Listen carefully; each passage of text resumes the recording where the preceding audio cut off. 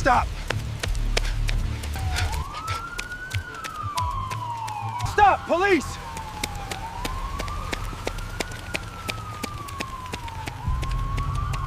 I can't breathe! The porch swing creaked in slow, deliberate arcs, like a metronome measuring the rhythm of Elena Rodriguez's life. That soft, familiar groan of wood and chain had been her companion for decades, outlasting fads, neighbors, husbands, even grief. Sycamore Street in South Memphis wasn't the kind of place that changed much. People grew old in their homes, lawns got mowed every Saturday, and the mailman knew your dog's name.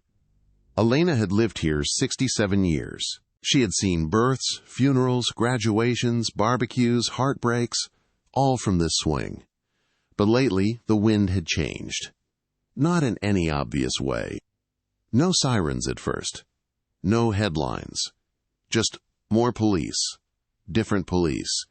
The kind who didn't nod at you on the porch, who didn't smile, who didn't know the difference between Jamal, the neighbor's boy, and trouble.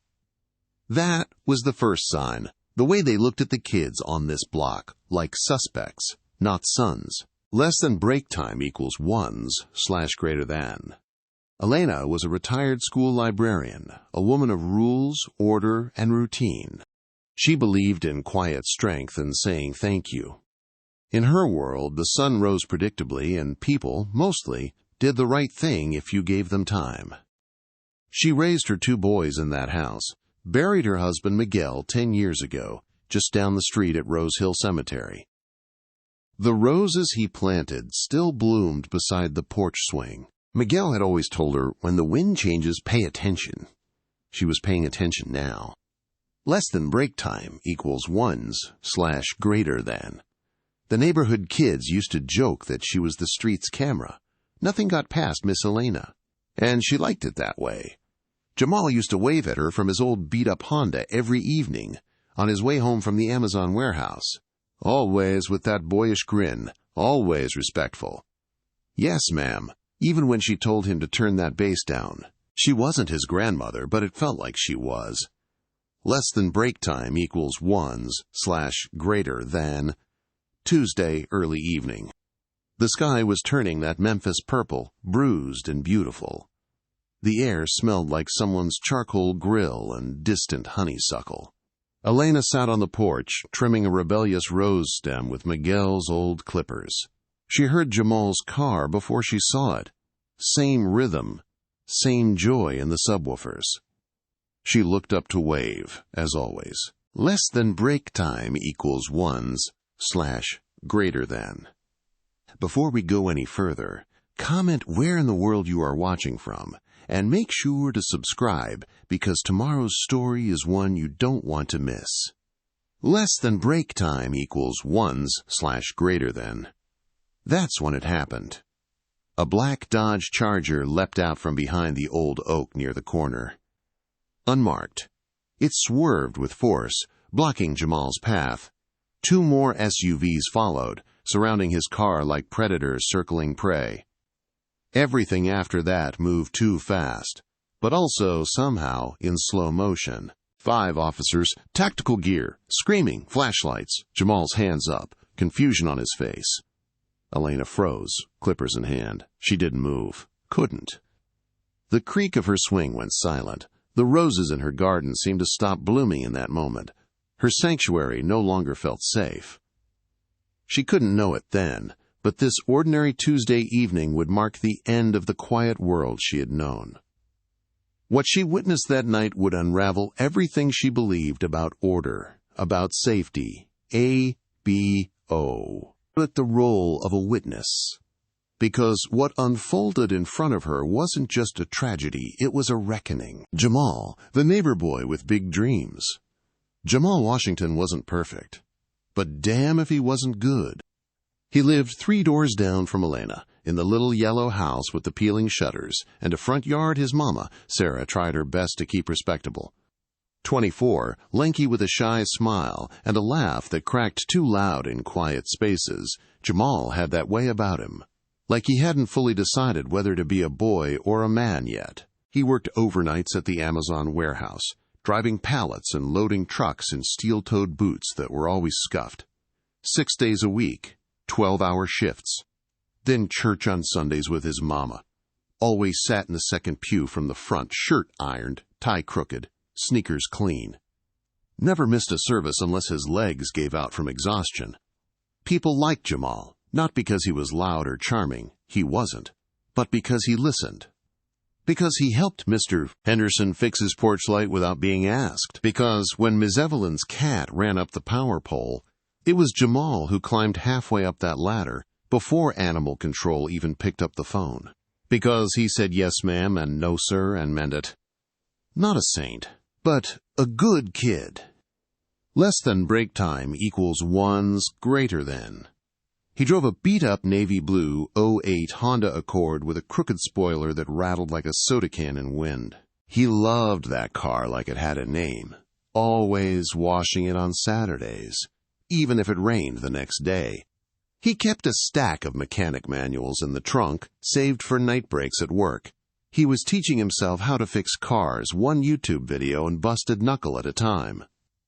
His dream? Community college, ASE certification, open a small auto shop right there in South Memphis, fix the kind of cars real people drove. Mama, he'd said once, you see them Lexus dealerships? That ain't for folks like us.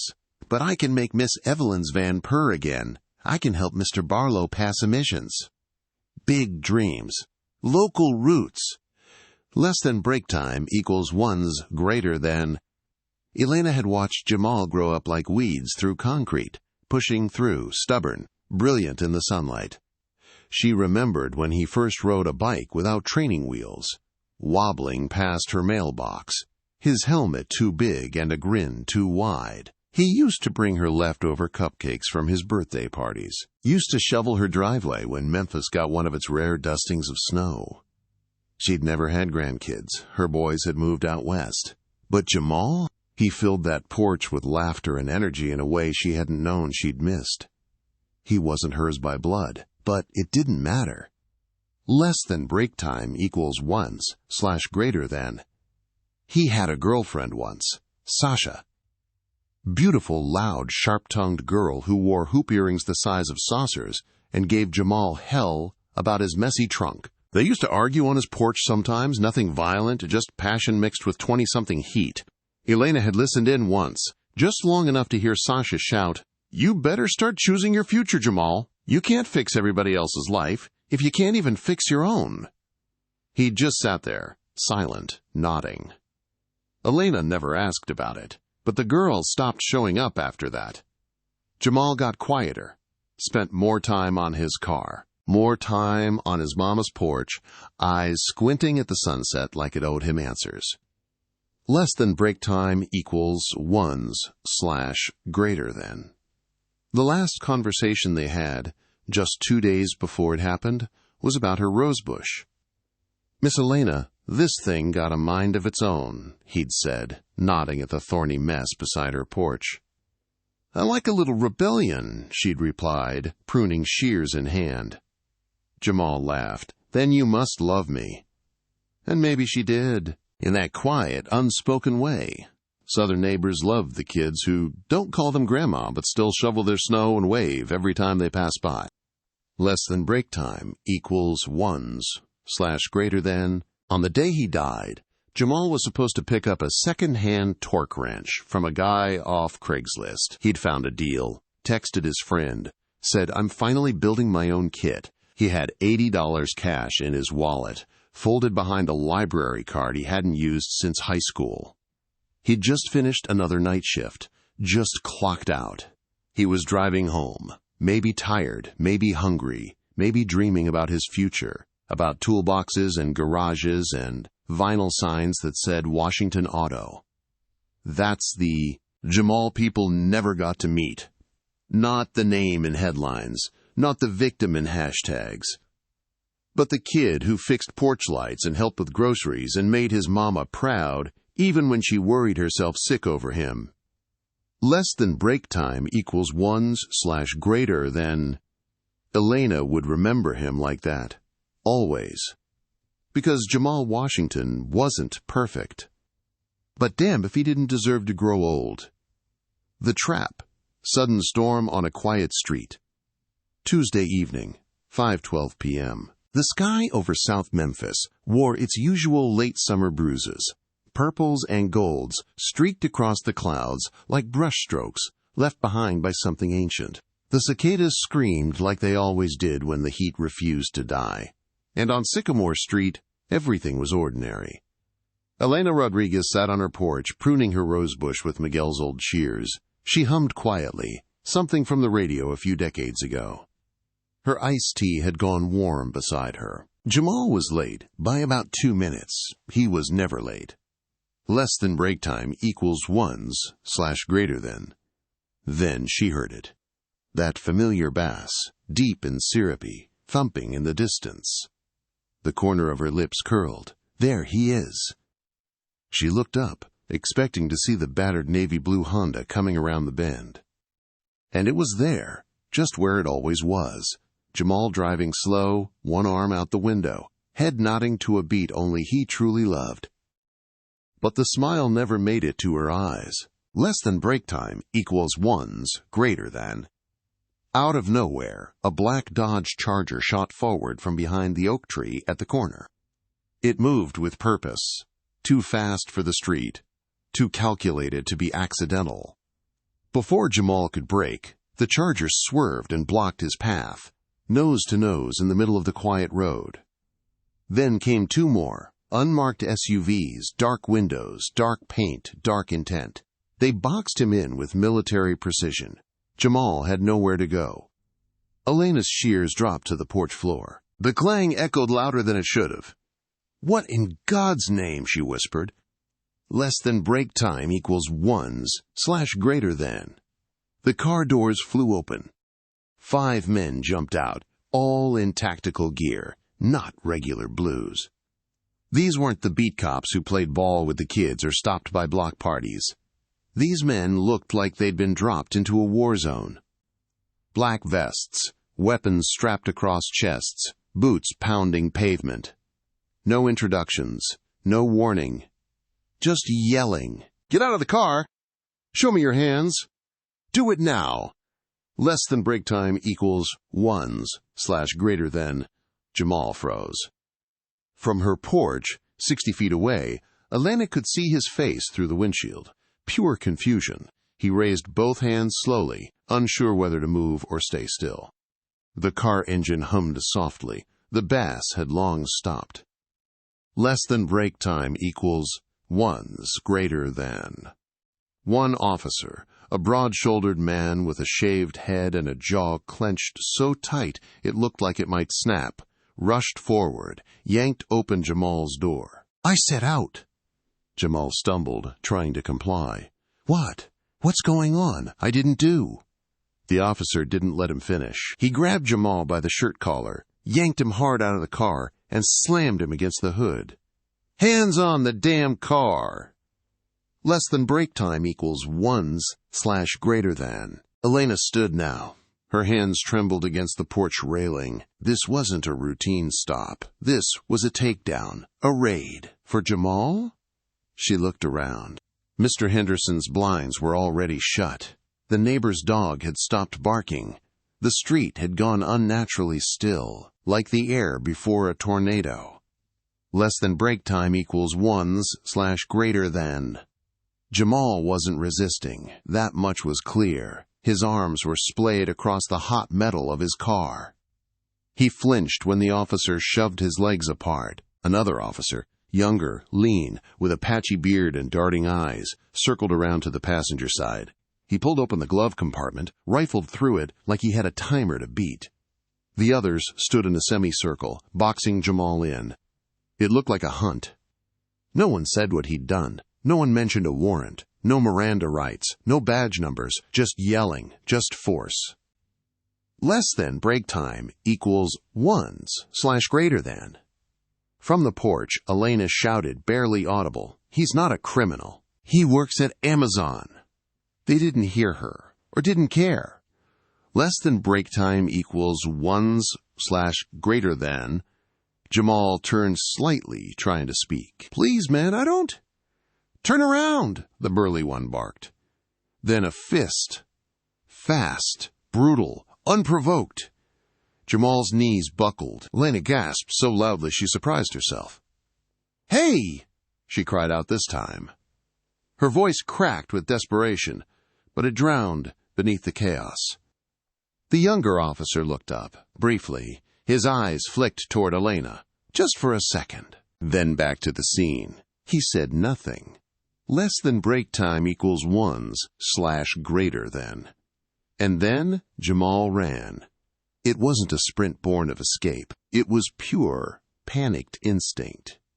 He broke free, clutching his side, eyes wild, legs unsure. He ran down Sycamore Street, past the mailbox his dad built, past the front yard where he used to fix his cousin's bike, past the woman who loved him like blood. His eyes met Elena's for a heartbeat. And then he was gone. Less than break time equals ones/greater than. "He's running! Go! Go!" All 5 officers gave chase. Heavy boots on cracked pavement. The radio squawked. Commands flew. Elena's pulse pounded in her ears. The porch around her spun like a merry-go-round. Jamal stumbled halfway down the block, tried to cut left toward the empty community garden. He didn't make it. The tackle came like a freight train. Burly officer, full body, all weight. Jamal went down hard. The crack of body against concrete rang out like gunfire. Then the others were on him, piling, yelling, knees on his back, elbows to his neck. And from the porch, Elena heard it, the first scream. Raw, unmistakable. "Mama!" The assault, brutality in broad daylight. When the first kick landed, it sounded like someone had dropped a sandbag on wet concrete. Thud. Jamal was already on the ground, face down on the cracked sidewalk, just beyond Mr. Henderson's rusted fence. He'd made it, maybe 50 yards before the weight of the burly officer, Miller, later identified, crushed him to the earth. Now 5 officers surrounded him, forming a tight, moving wall of aggression. From the porch, Elena could barely see the boy she'd just waved at moments ago. All she saw were backs, boots, and rage. And then the noise started. Not the yelling that came later. First, it was the grunts, the huffs of exertion, the thudding sounds, the sick, dull rhythm of flesh meeting pavement, of rubber soles meeting ribs.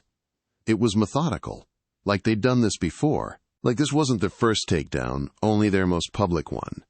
Less than break time equals ones/greater than. Elena stood, paralyzed on the porch. The clippers still lay by her foot, forgotten. Her hands clutched the railing so tight her knuckles turned bone white.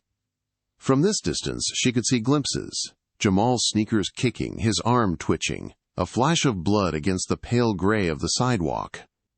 And then his voice. Faint at first, then louder, then unbearable. "Mama! Mama!" Not once, not as a soundbite, but over and over. Screamed through a shattered jaw, choked out through tears and blood and terror. "Mama, please!" Less than break time equals ones/greater than. Elena had heard that cry before, decades ago, when her youngest son Carlos fell from a ladder and broke his arm. That same word, that same tone. Except this wasn't a child who scraped his elbow. This was a grown man being stomped. "Stop resisting," one of the officers shouted. But Jamal wasn't moving anymore. How could he? 2 officers pinned his arms. One had a knee in his back. Another, a younger, dark-skinned cop named Officer Jones, hovered at the edge of the circle, shouting commands but never stepping in. His voice cracked once. He seemed unsure, but he didn't stop it. Less than break time equals ones/greater than. Officer Miller was the worst. He moved with a kind of focused fury, as if Jamal had insulted him personally. He was the one who delivered the first punch. Now he was the one kicking Jamal's ribs, slamming his head into the pavement, shouting things Elena couldn't fully hear. But she saw his face. There was no restraint, no hesitation, only hate. Less than break time equals ones/greater than. "Someone call the police!" Elena screamed, forgetting in her panic that these were the police. A curtain across the street shifted. A neighbor peeked out, then vanished. No one else came out. No one else shouted. It was just Elena, alone, watching a young man be beaten into silence. Less than break time equals ones/greater than. After what felt like forever, but was probably less than a minute, the sounds began to fade. Not because the violence stopped, but because Jamal's voice disappeared. He stopped screaming. His legs stopped kicking. His body lay limp. Miller grabbed him by the arm and yanked him up, only for Jamal to slump like a puppet with cut strings. They tried to prop him against the police car, but he collapsed, hitting the asphalt with a hollow, gut-wrenching thump. Less than break time equals ones/greater than. Elena felt it in her chest, like something inside her cracked. Her breath came short, shallow, her vision blurred. She reached for the railing again, grounding herself in the only reality she could touch. In the distance, the first sirens began to wail. Too late. Less than break time equals ones/greater than. The officer stepped back, panting, hands on hips, surveying the damage. Miller wiped sweat from his brow. The others gathered near the hood of Jamal's car, talking low, like this was routine, like this was paperwork. Elena saw Officer Jones walk toward the driver's side of Jamal's Honda. He bent down near the front tire, picked up something small and dark, maybe a pouch, maybe a baggie, and tucked it into the car's center console. The motion was quick, deliberate, practiced, planted. Less than break time equals ones/greater than. The ambulance arrived 4 minutes later. The paramedics moved fast, their faces grim. One of them, a woman in blue latex gloves, shook her head slightly as she examined Jamal. They didn't ask questions. They just moved. They loaded him onto the stretcher, his body loose and bloodied, his head swaddled in gauze. As they wheeled him past Elena's porch, she caught a glimpse of his face. Swollen, broken, unrecognizable. It wasn't Jamal anymore. It was what was left. Less than break time equals ones/greater than. She stepped back inside, locked the door, drew the curtains. Then she leaned against the wall, slid down slowly, and wept. The cover-up, silent shadows. The street had gone quiet. Not peaceful, not calm. Just quiet. Like the air itself was afraid to move, like the trees didn't dare rustle, and the cicadas had forgotten their song. Elena Rodriguez sat stiff on her porch swing, her hands trembling in her lap, her gaze locked on the scene at the edge of the sidewalk, a patch of cracked concrete now stained with blood. Jamal's body was gone. The ambulance had pulled away minutes ago, siren silent. That, more than anything, told her it was bad. When they don't use the siren, it means they're not sure he'll make it. She knew that from Miguel. Less than break time equals ones/greater than. The officers remained. Not just the 5 from the assault, though they were still there, adjusting their vests and catching their breath like they'd just run wind sprints, but now also uniformed officers from the local precinct. Blue lights flashed, casting the street in harsh pulses of guilt. Elena didn't recognize most of the new arrivals, but she did know one, Captain Raymond Kilpatrick, the precinct supervisor. He was in his 50s, black, tall, with a voice that used to calm angry parents at community meetings. He arrived with purpose, jaw tight, clipboard in hand. He started asking questions. But the answers? They weren't right. Less than break time equals ones/greater than. From her porch, Elena watched the scene unfold like a silent movie. Officer Miller, the burly man who'd thrown the first punch, was now gesturing broadly, miming a struggle. He pointed at the street, then at Jamal's car, then at the spot where the tackle had happened. His voice was calm, measured. He wasn't sweating anymore. The other officers nodded along, like a script they'd rehearsed. Not one of them mentioned the punches. Not one said he cried for his mama. No one admitted to what had really happened. Less than break time equals ones/greater than. But Elena had seen it. And what she saw now was something different, but just as dangerous. A story being built, a narrative being shaped, one gesture, one omission at a time. Less than break time equals ones/greater than. Officer Jones stood a few feet away from the group. He wasn't talking, just watching.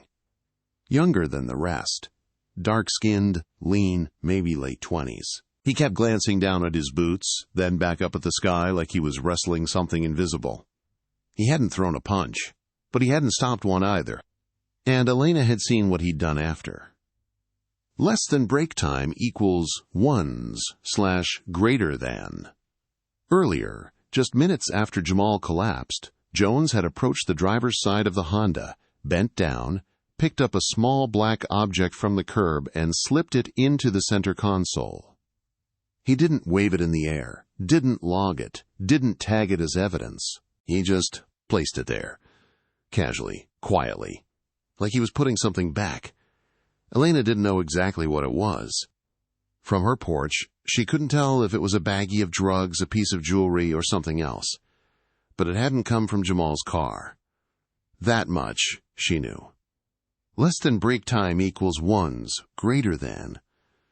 A few minutes later, another officer, a thin, fair-skinned man, pulled out his phone. Not a Bodycam. Not a department-issued tablet. His personal phone. He started taking photos of the car, of the street, of the blood. Careful, controlled angles. Then he walked over to where Jamal had fallen. Snap, snap, snap. There was no rush, no sense of urgency. It wasn't evidence gathering. It was scene management. Less than break time equals ones/greater than. Elena's stomach churned. She wasn't naive. She'd read the news, seen the headlines, knew how fast a story could spin out of truth and into spin. But watching it happen, in real time, on her quiet street, that was something else. It felt surreal. Less than break time equals ones/greater than. She glanced at her phone, sitting on the armrest beside her. For a split second, she considered recording. But her fingers wouldn't move. Her hands were cold, her body stiff. Fear wasn't a theory anymore. It was real, tangible. It sat next to her on the porch like a sixth officer, silent, but armed.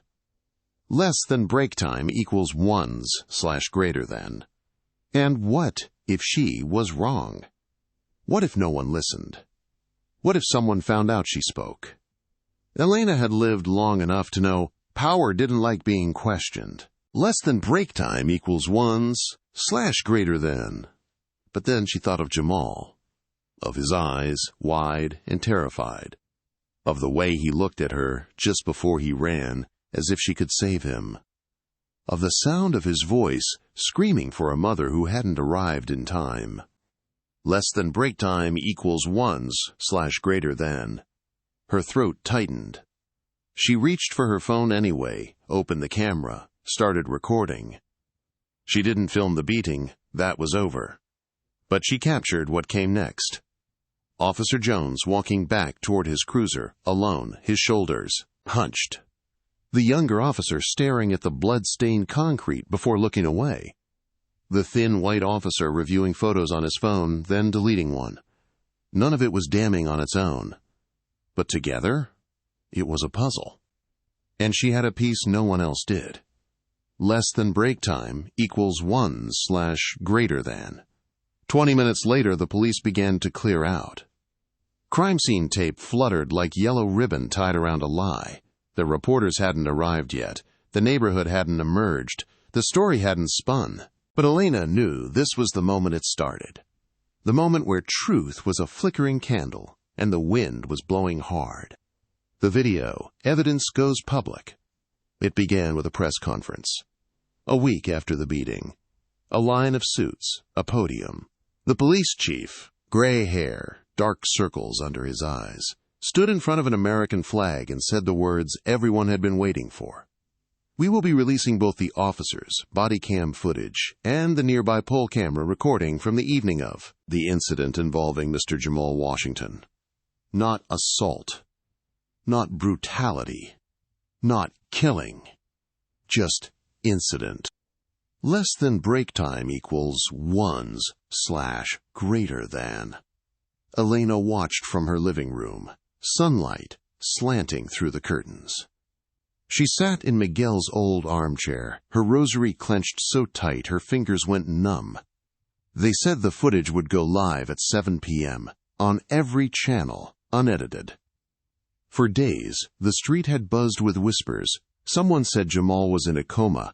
Someone else said he was already gone. No confirmation, just silence. But tonight, no one could look away. Less than break time equals ones greater than. At 6:59, Elena turned up the volume. At 7 o'clock, it began. The screen lit up with the shaky image from Officer Miller's Bodycam. The quality was raw. No music, just footsteps, shouts, the interior of the Dodge Charger. The camera bounced as Miller moved.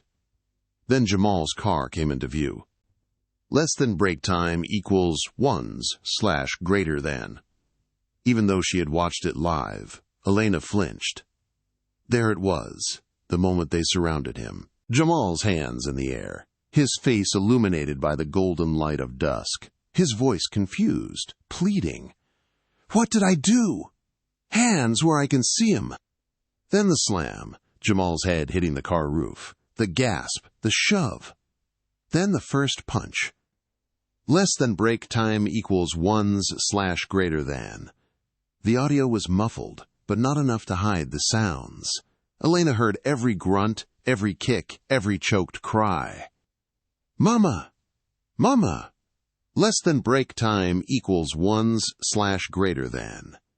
She covered her mouth. Her rosary clattered to the floor. The camera shook violently, so much so that for a moment all the viewer could see were boots, pavement, and blood. But the violence wasn't vague. It was undeniable. Less than break time equals ones/greater than. Then the poll camera kicked in. A silent, fixed-angle video from the corner of the street, perched on a light post. This was no shaky body cam. It showed everything, clearly. Jamal running, officers chasing, the tackle, the dog pile, the final kick. And then, the silence. Less than break time equals ones/greater than. From that high angle, the viewer could see Elena, a tiny figure on her porch, frozen. Less than break time equals ones/greater than. The footage continued. It showed the officers regrouping. It showed Jamal slumping. It showed Officer Jones, the younger one, walking calmly to the car, bending down, retrieving something from the ground. And then, with unmistakable clarity, placing it inside Jamal's vehicle. Less than break time equals ones/greater than. That moment, though brief, was seismic. No audio, no excuse, just the motion. It wasn't chaotic. It wasn't panicked. It wasn't reactive. It was intentional. It was a cover-up, on video. Less than break time equals ones/greater than. Elena stared at the screen. She had seen it live. She had even recorded parts of it afterward. But something about watching it now, public, exposed, confirmed, felt different. It made her chest tighten, made her vision blur, made her reach for her phone. She didn't call the police. She called her son. Less than break time equals ones/greater than. "Carlos," she whispered when he picked up. "Are you watching this?" There was a long pause on the line. Then, "Mama, I'm shaking. Is that your street? That's your porch?" Elena didn't speak. She was watching herself on TV, a silent witness in the background of a crime. Carlos's voice cracked. "Mama, what are you saying?" She finally answered. I saw it all, Carlos. That night, I saw what they did to him. Mama, I saw Officer Jones plant something in that car. Less than break time equals ones/greater than. For the first time in a week, Elena said it out loud. Not just to herself, not in her head. She told her son. And once the words were out, they refused to be pulled back in. Carlos didn't hesitate. You need to tell someone, Mama, a lawyer, his family, the news, if you have to. I'm scared. So am I, but you can't unsee this. Less than break time equals one/greater than. That night, the video swept the internet like a firestorm. Hashtags exploded. Hashtag justice for Jamal. Hashtag Lena saw everything. Hashtag Jones planted it. National anchors picked up the story. Think pieces, reaction videos, emotional breakdowns on live TV. People protested in cities Elena had never even visited. South Memphis became a spotlight. Sycamore Street, a symbol. But to Elena, it was still just her street. Her porch. Her neighbor's boy. Less than break time equals ones/greater than. By midnight, the family's attorney, Ms. Angela Chen, had reached out to her. By morning, Elena agreed to meet. And by the end of the day, she knew. She wasn't just a witness. She was the witness. The testimony, finding her voice. The next morning, Sycamore Street woke up a different place. The sidewalk where Jamal had fallen was now covered in flowers, candles, and handwritten signs. Some scrawled in anger, others in grief. Justice for Jamal. Stop the cover-ups. He was our boy, too. Elena didn't step outside. Not yet. She watched through the window, sipping cold coffee with shaking hands. Her sleep had been broken, haunted by images of boots and blood, of Jamal's eyes pleading for help. But this morning, her fear had edges. It was no longer fog. It was fire. Less than break time equals one/greater than. Sarah came first. Jamal's mother. She knocked on Elena's door just after 8 a.m., eyes red and swollen, hands clutched around a crumpled tissue. She didn't say anything right away. She just stood there, waiting, as if somehow she already knew Elena had more to say. Elena opened the door slowly. Neither woman spoke. Then softly, "Come sit, honey." They sat on the porch swing together, the wood creaking under their weight, just like always, just like before the world cracked in half. Elena handed Sarah a glass of sweet tea, not too sweet. Jamal used to joke that she made it old lady strength. Sarah held it but didn't drink. Less than break time equals ones/greater than. I was on this porch, Elena said, her voice thin at first. The whole time. Sarah looked up. Elena continued. I saw them, all of it, from when they boxed him in, to when he ran, to when he screamed. He screamed for me? Sarah asked, her voice breaking. Elena nodded, tears spilling freely now. He called for you over and over, like a child, like a prayer. Less than break time equals ones/greater than. She told Sarah everything. Every kick, every shove, every slur and command. The way Jamal's body went limp, the moment when Jones planted something inside his car. The fake stories the officers rehearsed. It spilled out like water from a broken dam. And when she finished, Sarah didn't speak. She didn't cry. She just stared forward, blinking slow, letting the truth take root in soil already salted by grief. Then she whispered, Why didn't you say something sooner? Less than break time equals ones/greater than. Elena choked. I was afraid. I've never been that afraid in my life. I know. And with that, Sarah reached out and took Elena's hand, held it tight, forgave her without saying so. Less than break time equals ones/greater than.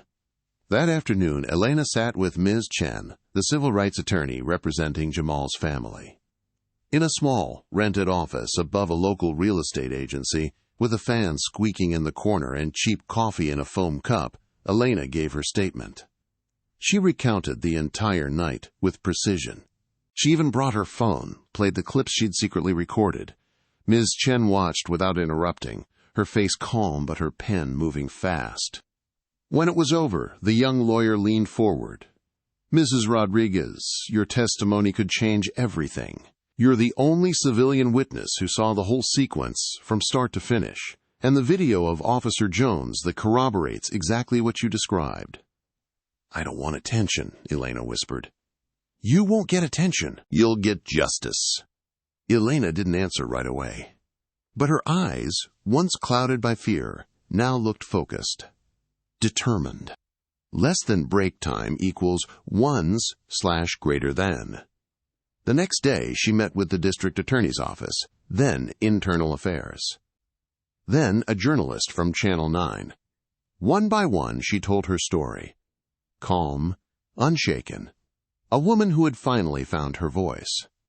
She no longer hesitated when she said Miller's name. She no longer shook when describing the blood. And when asked what Jamal screamed in those final moments, she didn't flinch. He screamed for his mama. Less than break time equals ones/greater than. News broke within 48 hours. A witness had come forward. A neighbor. A retired school librarian. The media latched onto her porch witness, they called her. The silent grandmother. Blogs turned her into a meme. Artists painted murals of her silhouette holding a cell phone on a porch lit by protest candles. Elena ignored it all. She stayed home, kept pruning her roses, kept rereading her statement. Less than break time equals ones/greater than. But something had changed in her. She answered the door now. She stood on her porch when people gathered for vigils. She spoke at the block meeting for the first time in 10 years. Not long after, she received a letter. It was from a girl named Maya, a high school junior in Chicago, who'd seen Elena's interview. "My brother was killed by police 3 years ago. We didn't have any neighbors like you. Thank you for not staying quiet." Elena folded the letter carefully, placed it inside her Bible, right next to Jamal's photo. She had found her voice. And now, there was no turning back. The trial, the street that spoke back. The courtroom smelled like disinfectant and old wood.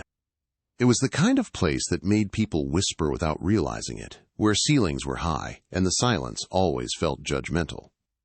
Elena sat on the witness bench, hands folded in her lap, heart pounding a rhythm she hadn't felt since she was a teenager, about to speak in church for the first time. She was 67 years old. A widow. A retired librarian. She had never even served on a jury, let alone testified in a murder trial. And yet, here she was. The people of the state of Tennessee versus Officers Miller, Jones, Ramirez, Thorne, and Collins. Outside the courthouse, crowds had gathered. Some held signs, some held candles. Some just stood, silent, staring at the steps, like the building itself owed them something. The protesters had grown from a few dozen to thousands, stretching down Sycamore Street and out into the wider city. Black, white, young, old. They came with chants and banners and broken hearts. South Memphis, a neighborhood long ignored, now had a voice. And it was roaring. Inside, the 5 officers sat at the defense table. Miller, the one with the fists and the jaw that never unclenched, stared straight ahead. His face was emotionless, almost bored. Jones, the young black officer, looked nothing like the man from Elena's porch that night. His eyes were sunken. His suit hung too loose. He barely looked up. The others whispered with their attorneys, shuffling papers, avoiding the gallery's glare. And then the clerk called her name. "Mrs. Elena Rodriguez, please take the stand." Less than break time equals ones/greater than. She walked slowly, carefully. The courtroom watched. The prosecutor, a calm, focused black woman named Patrice Durham, greeted her gently. "Mrs. Rodriguez, can you please tell the court what you witnessed on the evening of August 14th? Elena nodded. And then she spoke. She described Jamal's car, the unmarked vehicles, the chaos that followed. She told them how Jamal raised his hands, how he pleaded, how the officers yelled over each other, how he was never given a chance, how she saw Officer Miller punch him first, how the others piled on, how Jamal screamed, "Mama!" until he couldn't anymore, how they kicked him long after he stopped moving, how Officer Jones bent down and placed a small black object into the car, not removed, but inserted, how the story told afterward didn't match what happened. She didn't dramatize, she didn't weep, she didn't beg the jury to feel anything. She just told the truth. Clear, calm, devastating. Less than break time equals ones/greater than. When she finished, you could hear the buzz of fluorescent lights in the ceiling. No one moved. Then Miss Durham leaned forward. "Mrs. Rodriguez, why did you come forward?" Elena didn't hesitate. "Because silence doesn't protect us anymore. Because that boy called out for his mother, and no one came, but I heard him, and I can't pretend I didn't." The defense tried to discredit her. They called her elderly. They implied she may have had bad vision. They said the events happened too fast for her to fully comprehend. Elena didn't budge. She pulled out her notepad, the one she'd used to write down everything afterward. She pointed to the video timestamps. She reminded them that being old didn't make her blind. Sarah was in the courtroom, too. She sat in the front row, wearing one of Jamal's church shirts beneath her coat. Her hands never stopped trembling, but her eyes stayed locked on every word, every officer, every piece of evidence. When Elena stepped down from the witness stand, Sarah stood and hugged her, in front of everyone. Then came the verdicts, one by one. Guilty, guilty, guilty, guilty, guilty, guilty. 5 officers convicted. Miller, of second-degree murder and aggravated assault. Jones, of official misconduct and evidence tampering. The others, for failure to intervene and accessory charges. The courtroom erupted. Outside, the crowd surged. Some cried, some shouted, some just stood still, staring up at the courthouse steps like they couldn't believe it. But Elena? She sat back down, folded her hands in her lap, and exhaled. Less than break time equals ones/greater than. Justice wasn't perfect. It didn't bring Jamal back. It didn't heal Sarah. It didn't erase the fear that still lingered in the corners of her porch swing. But it was something. It was a start. A garden for Jamal. Spring came early that year. On Sycamore Street, the dogwoods bloomed in full before April even had a chance to settle in. The neighborhood was quieter now, but not in the way it used to be. It was a new kind of quiet, not ignorance but awareness, not fear but focus. Outside her house, Elena Rodriguez knelt in the soil of her front yard. Her fingers, once stiff with arthritis, moved gently as they pressed down the roots of a young plant, a bright orange marigold, Jamal's mother's favorite. She was building something. A garden. Right on the edge of the sidewalk where Jamal had once walked home every evening, where he'd stopped to wave. Where he'd laughed about her rebellious roses, where the blood had dried and the candles had melted. Now it bloomed with sunflowers, zinnias, mint, and roses, trimmed back into a new shape.